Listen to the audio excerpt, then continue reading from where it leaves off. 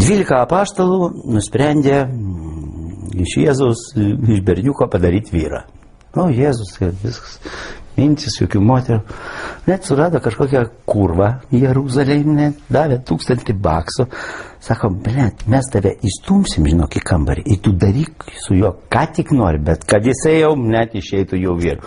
O, blėt, už tokią sumą aš ne tik vyru, aš į ko nori padarysiu. Na, sutartą padarė, duris atidarė. O, tokia, įstumė, sako, uždarė duris, visi 12, blėt, prie durų. Tylu, jisai gal... Visi pasitraukė, prasidarė duris, buvo panoga, rėkdama nubėgo Jeruzalės kalvo, blėt. Ir taip, blėt, įslenka pro duris, Jėzau, a kas buvo? Sakau, nu, aš nežinau, aš čia sėdėjau, kaupiausi, staiga aš matau, guli ant mano lovos nuoga moteris. Nu, išsiskėtus ir jai tarp kojų gili žaizda.